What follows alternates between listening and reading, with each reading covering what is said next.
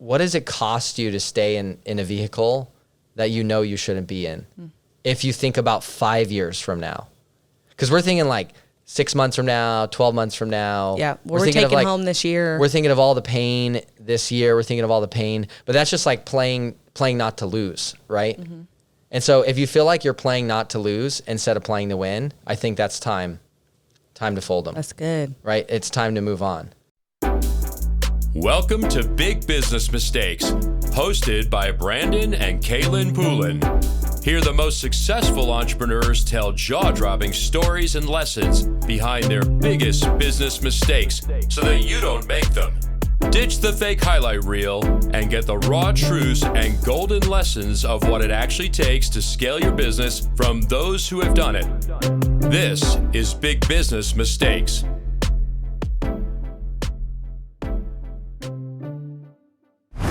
What's up, everybody? Welcome to the Big Business Mistakes Show.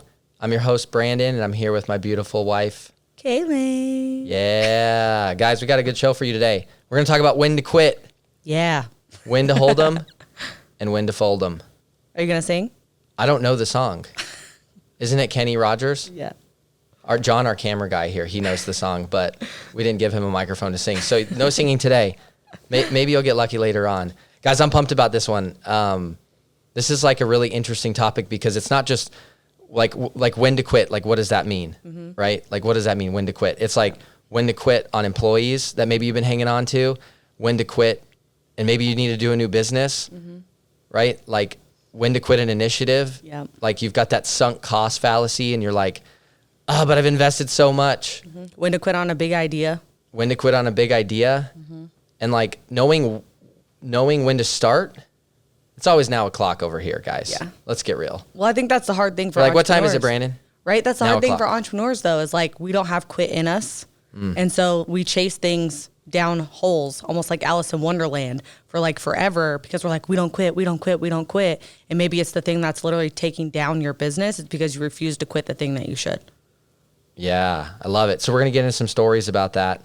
So we were thinking about this topic and it was like, man, I rode a dead horse so many times for way too long. You didn't just ride it, you beat it. Yeah, like it was bad. Like I'm probably the worst at this, especially when it comes to people. Like especially when it comes to people, because I don't know about you guys, but I naturally just believe in people, right? So like when I hire someone, and I'm really like, it's hard for me to make that decision to hire someone and to bring them in, right?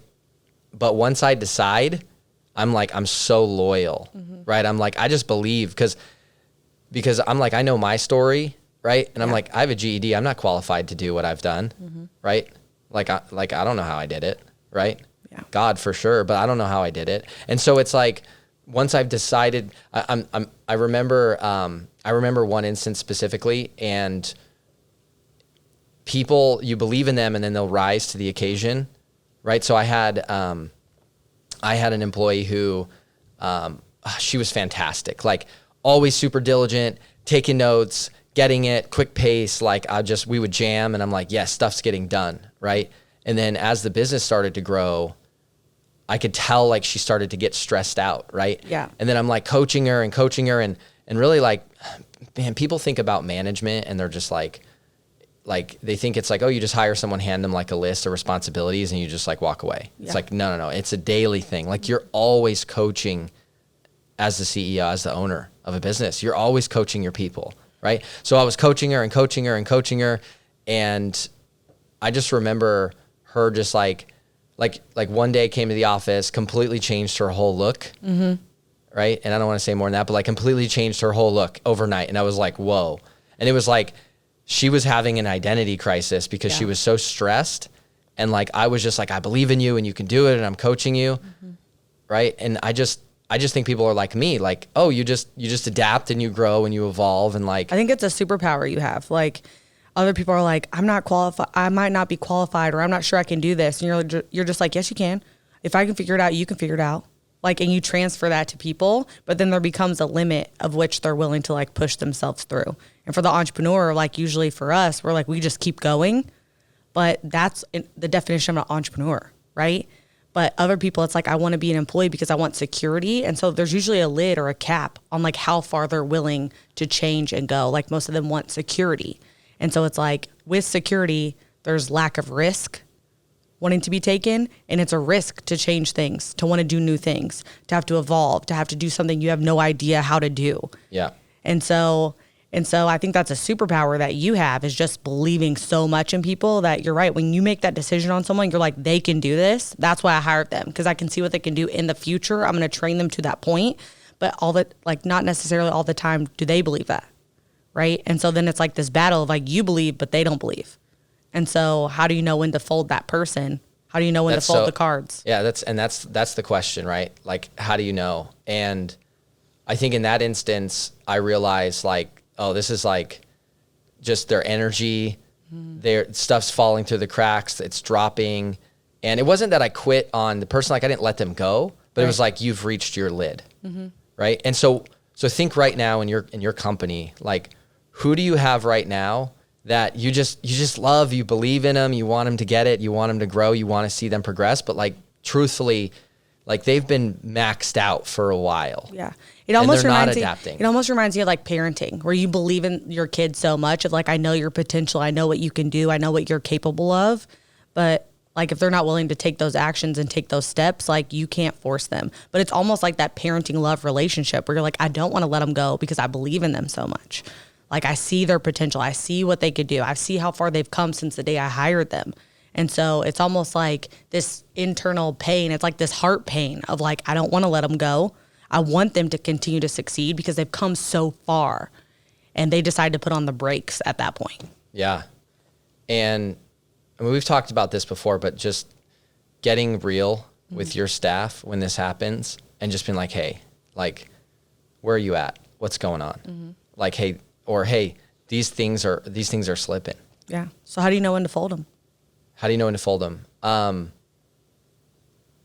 I think that you've given someone a shot. You've had the discussion with them, right? Like they're pushing and pushing and pushing, and you're seeing them grow. But like if you see stress, you see anxiety, things are starting to struggle at home. Like because it's so great. People want to make you proud when you're their boss. Like you are one of the most important people in their life, if not next to their spouse, one of the most important people in their life. And so it's like they want to make you proud, and a lot of people won't tell you. Like they don't want to let you down. Yeah. And so like they'll tell you one thing, they'll come and be like, this is everything that I'm working on. This is everything I'm doing. I've got all this under control. This is what you're hearing. I've got it under control. Yes, I'm already thinking about that. I'm already doing it. I'm working on it. But then you don't see the fruit of those things happening. And that's what was happening in this specific scenario. Was like all the right words were being said, but the fruit was not there. Like the result was not there. And it was like, well, if all these things were happening, like I would see the fruit of it. I would see these things moving forward. I would see like the bottlenecks not being there any longer. And it's like the words coming out of her mouth did not match the fruit of what was actually happening in the business. Yeah. I think when you start to see that stress accumulate, right? And then you have a conversation and then nothing changes. And then if you really have them around or you really believe in them, maybe you have a second conversation and nothing changes. Like after that, it's like when people show you who they are, like you need to believe them. Yeah. Right? Like they're the fruit, and that's so good. That's the analogy, right? Like you know a tree by its fruit. Like when you walk around, like I'm not into trees. I'm not an arborist. Is that the word? I don't know. Yeah. Well, I'm like sounds right. Like I couldn't walk around and just look at a tree and tell you what kind of fruit it's going to produce in the spring, right? Like I have no idea. But a tree will show you who it is by its fruit, and so when people show you their fruit, you have to believe them. Yeah. And this is like where, like we were at an event, and what was her name again?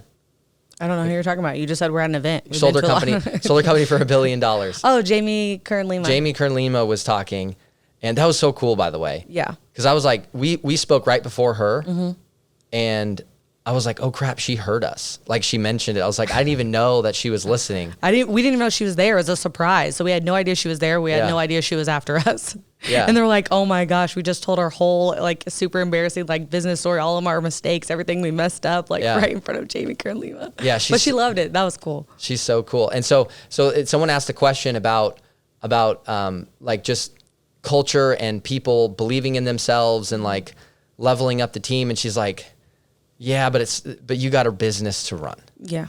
You got a business to run. And I was like, yes, that's the right like answer. when That's like immediately my brain went. He asked that question, and it was like, oh, you have a business to run. Yeah. And it's like, oh, like we've really got to care and be emotional and like invest in our people, but like you have to know like when to quit. Like not like sometimes you got to let them go, but sometimes it's just like, hey, they've hit their lid, they're good, and you have to recognize that. Yeah. Right? Because not everybody that started with you is going to finish with you. Yep. Not everybody that started with you is going to finish with you. I remember looking around, and I thought I had built like my team that was going to get us there. Yeah, like the to leadership Super Bowl. team. Mm-hmm. Like I thought I had built the leadership team, right? Mm-hmm. And it was like, in reality, it was only one person ended up staying when I had to rebuild it a second time. Yeah. Because the first time I was like, I just believe in these people. They've been there from the beginning.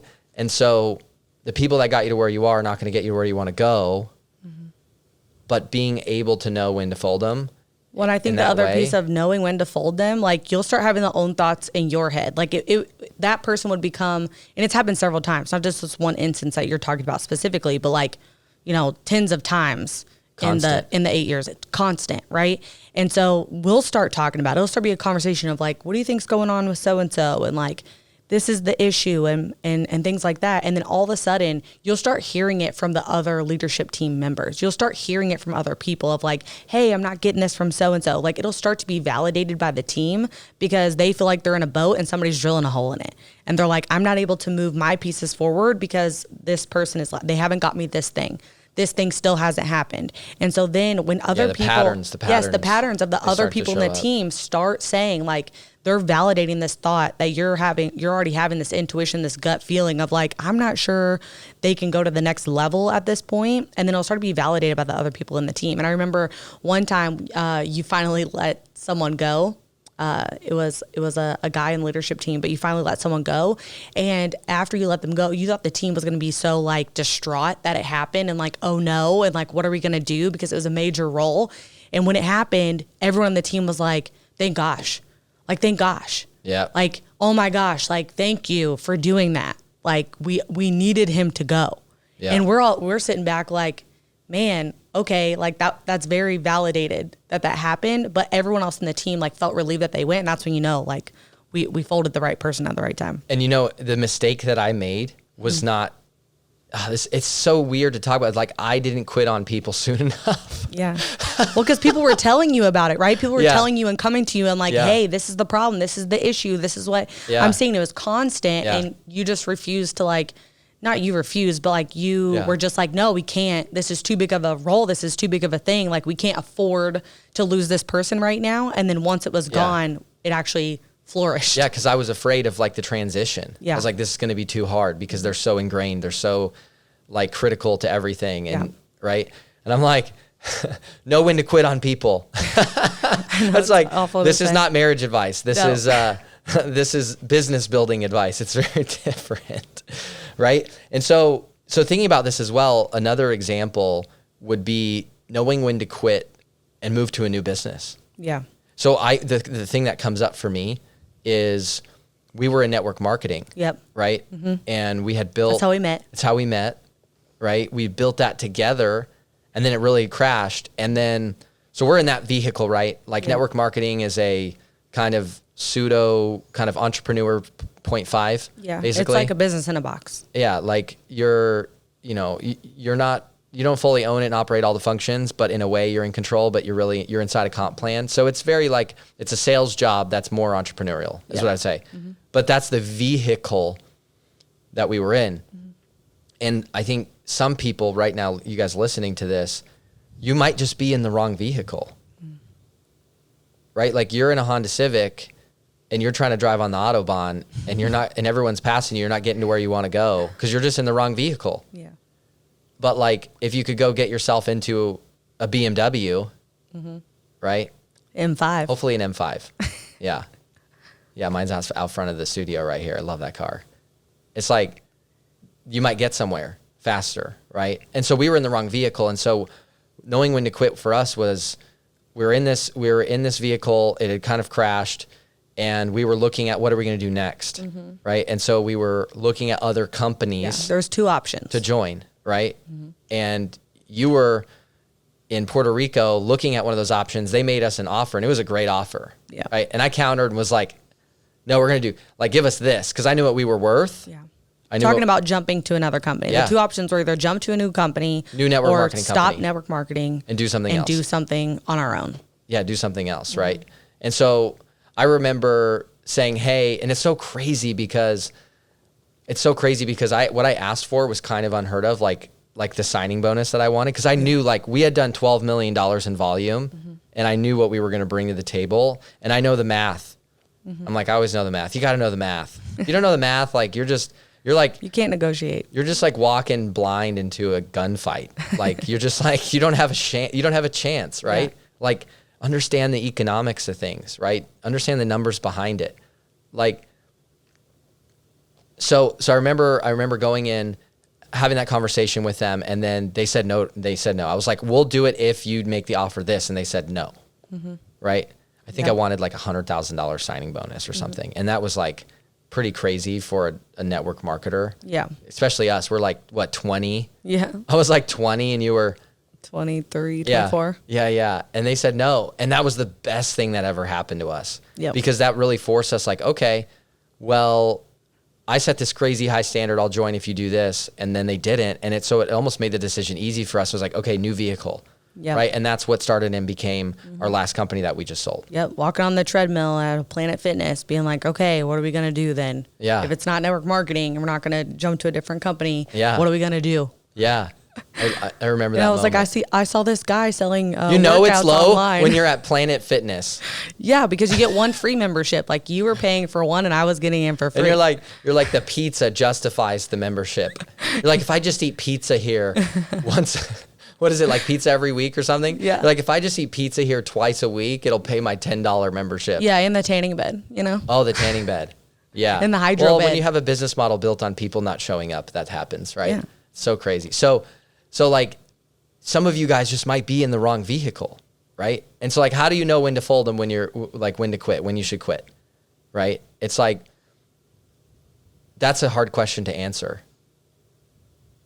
And I think really what you got to dig deep on is, if you expand your time horizon of thinking, I think it makes it easier. Because if you're just like, man, like, if I quit right now, the unknown, the risk, right, and that potential upside is exciting, but it seems so far away.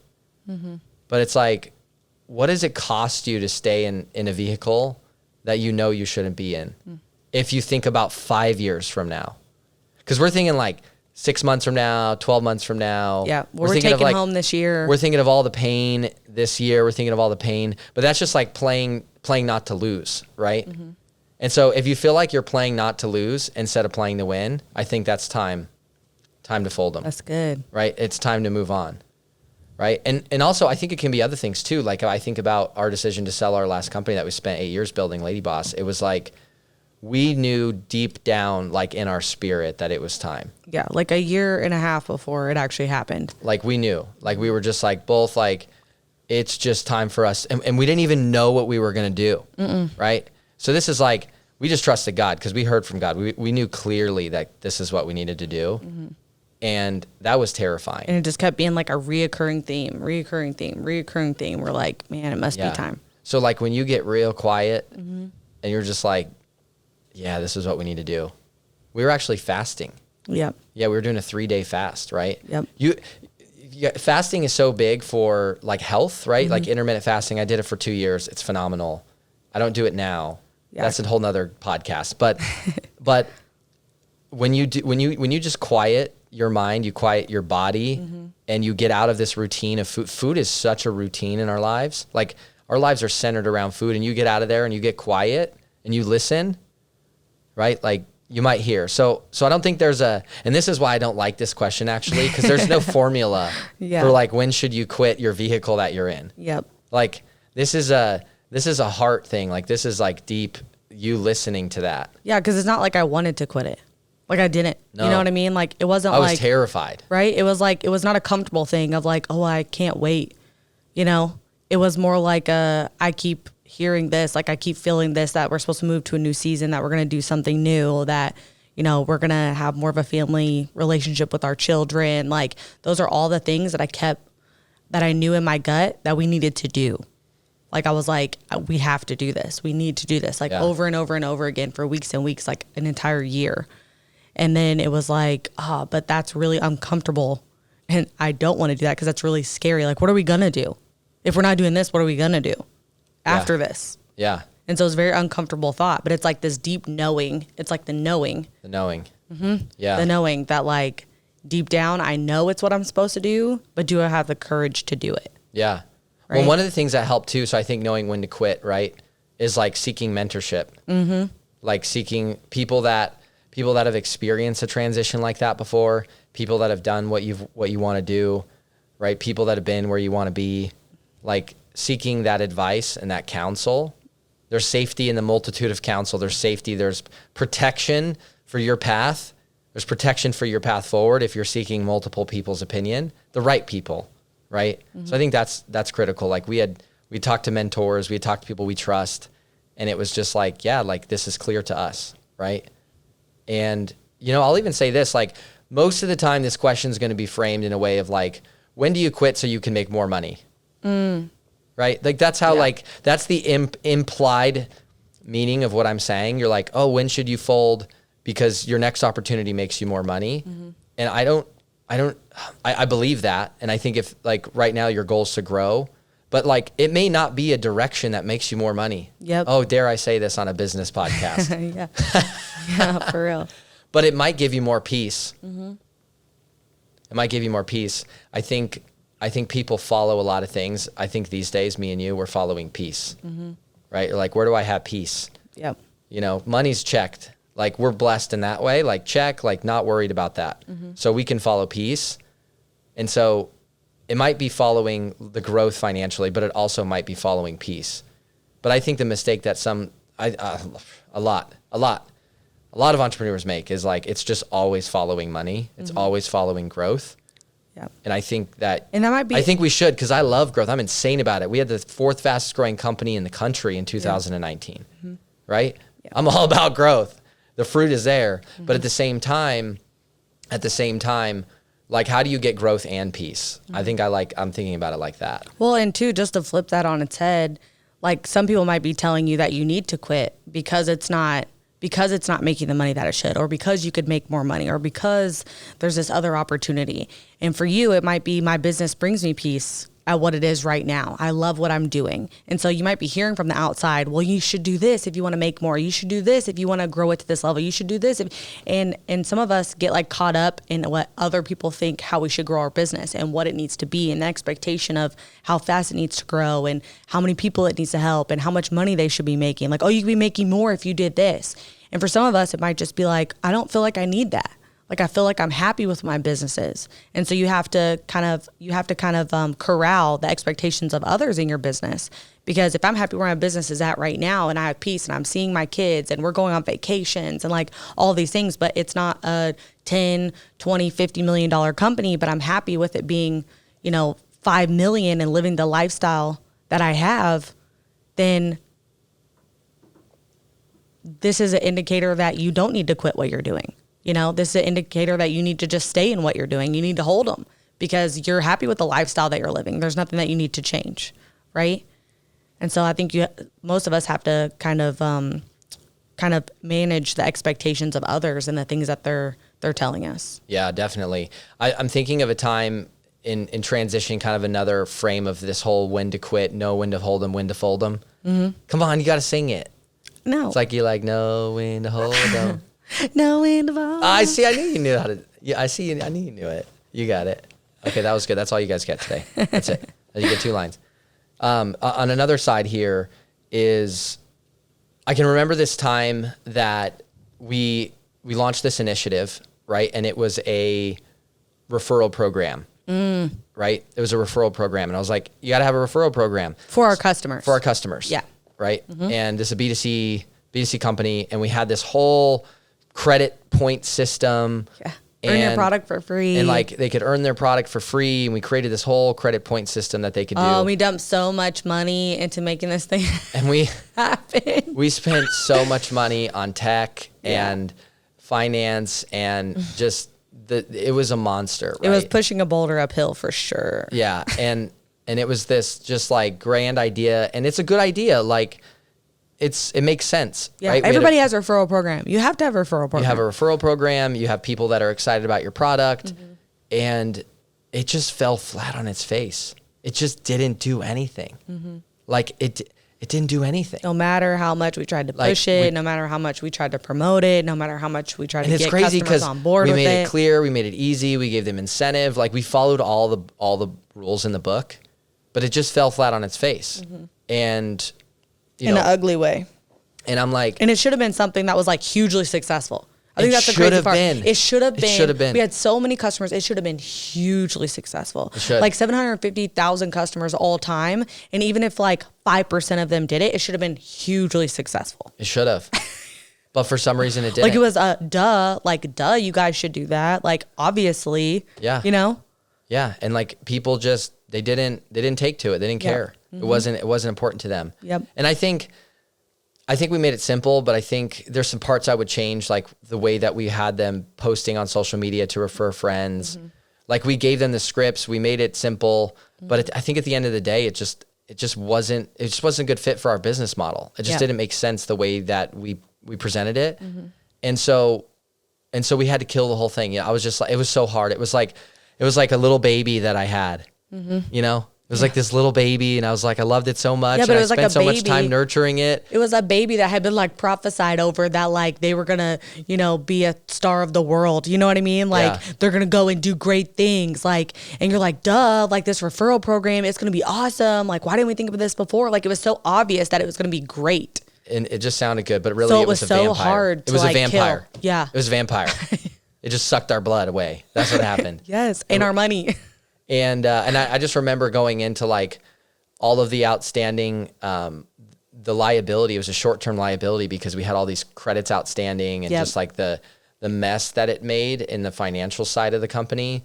And so we just killed it. We unwound the whole thing. And it was like, I remember like, hey, Brandon, so what are we going to do with this? And I'm just like, ask me next week. Like I just didn't want to like, it was like we had spent so much energy on it. Right.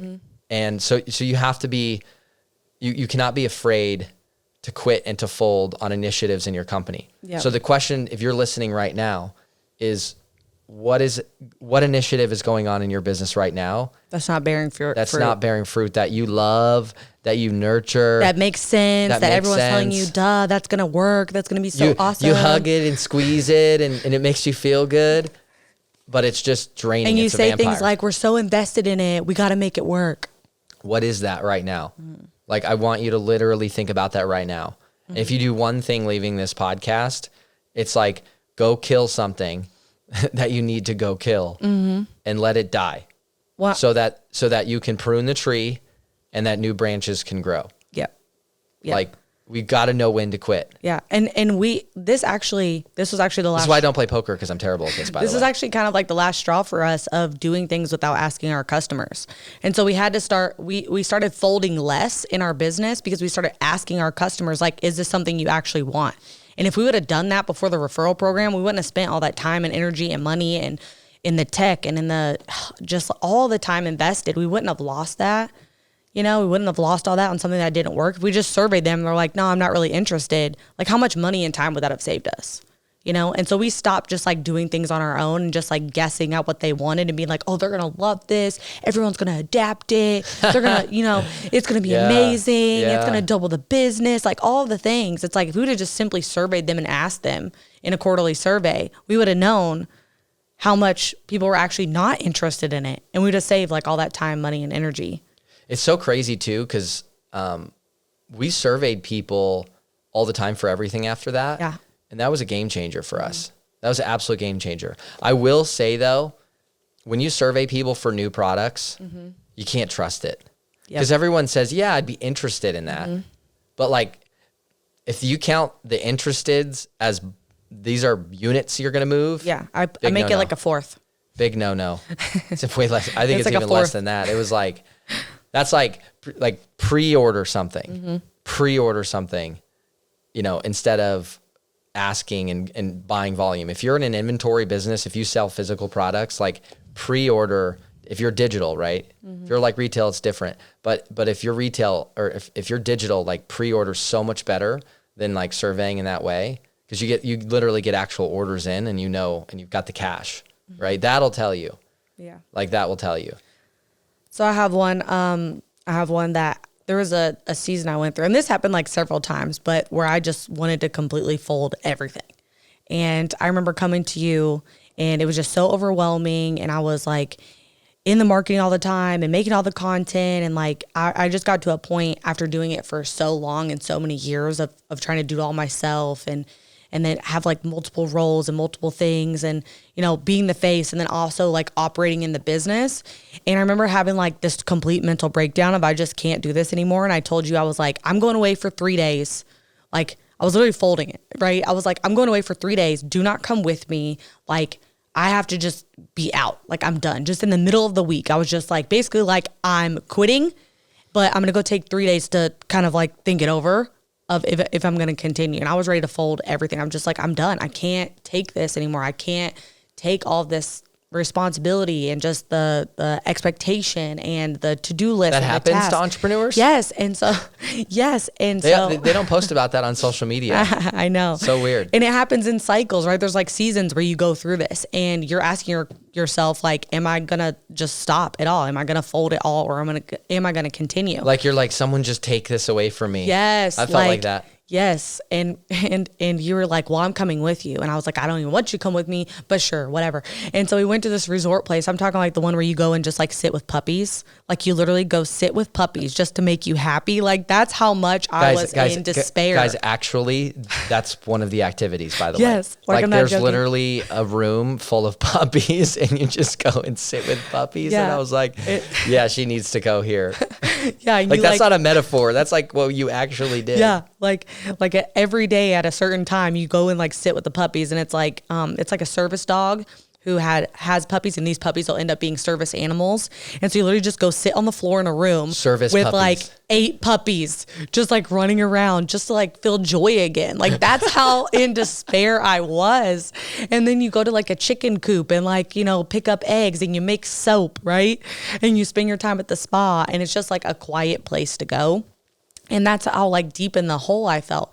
And, for me, I think like I went into that place, I left and went to that place knowing like, I don't want to do this anymore. I cannot do this anymore.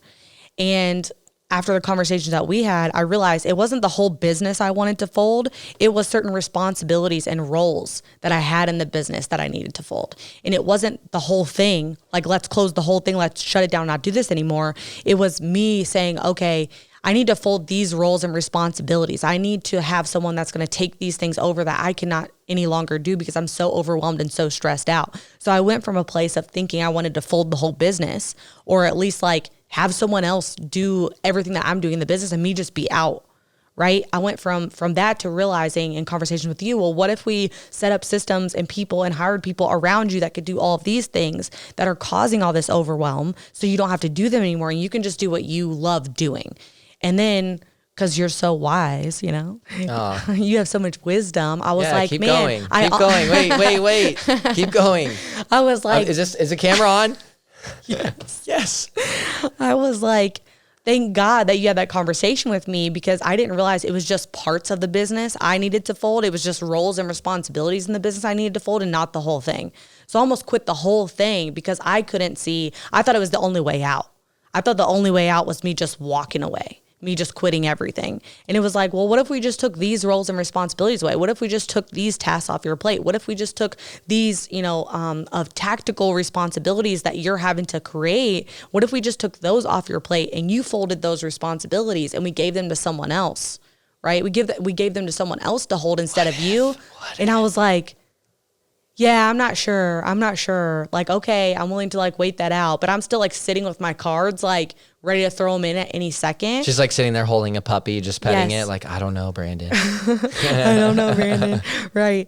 And thank God for that, because we came back, we made the plan for that. We hired those people. You set up those systems around me. And then I was like, okay, like I can do this. I can do the parts that I love doing. So good. See, this is like, guys, you are the entrepreneur. Yeah. You are the entrepreneur. You right there. Like you make the game. Yeah. Like you get to create the game. You get to make the rules for your game. And we forget that. We're so stuck playing our game that you're like, think of it like it's a Candyland board. Like make a new path. Like pass everyone else up. Like you get to make it. And so we get stuck in it, right?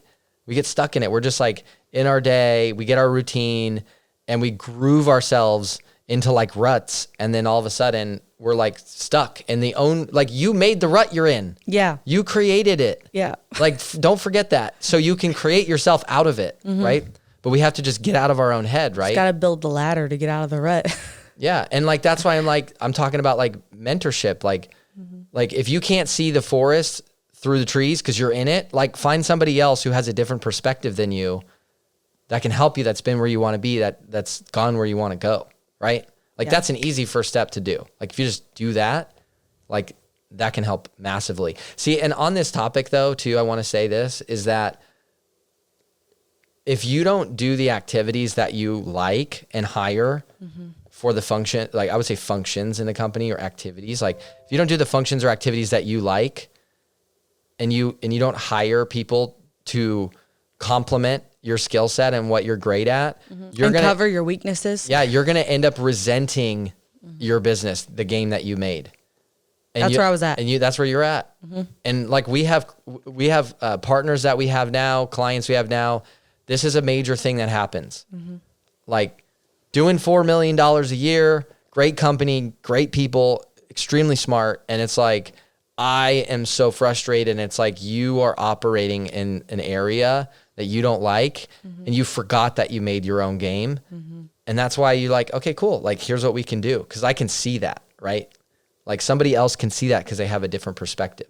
So sometimes you just have to get a different perspective. That's good. Guys, this has been so good. Love it. So guys, thank you so much for watching today. So I think my favorite part was you being so like complimenting, like, man, that was so. Did you guys like that? Because usually, all you guys watching know it's usually a heckle. I was like, that was great. Sugar and spice. I gotta give you both, babe. Yeah. Do you want to announce? You want to tell them? No. No. No? Okay. Next episode. There's the hook. Big announcement coming, guys. Hey, guys, if you enjoyed today, please leave us a review. Tell us what episode or what topic you want us to do next. Tell us your biggest takeaway. Those are great thoughts for review. Yeah. Or just click the 5 stars and don't care and don't write anything, because that's more my style anyways. That. Yeah. I'm good with that. That's kind of what I do. Takes like 2 seconds. I'm like, you didn't earn my review, but I'll give you 5 stars. I won't write it, but I'll click the button. I'm like, that works too. I'm good with that. Oh, and guys, by the way, if you look in the show notes, right? Yep. I made something for you. I have a gift for you. Okay. So I created a 120-point, 360-degree audit for your business. 120 points. Okay. Yeah. This isn't like a little PDF that's like something that you could see on a social media scroll, right? This is like a decade of scaling companies. The most recent one doing over $200 million in revenue. I created a 360-degree audit, 120 points that you can check off and look at in your business. You can red, yellow, green them. To identify holes. Where are the holes in your boat? Where are you sinking? Where are you leaking cash, water, opportunity, right? And so where are you leaking? Where are the holes? And then what are the opportunities, right? Because some of these things are quick wins too, like quick wins, like you could implement it in 10 minutes and get a win. Or you can implement it in 10 minutes and protect yourself from something that could really hurt you down the road.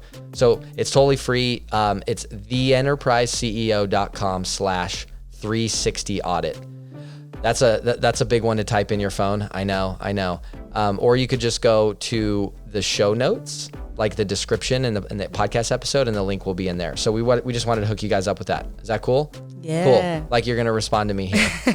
All right. Thanks guys for joining us today, and we'll see you on the next one. Bye. Bye.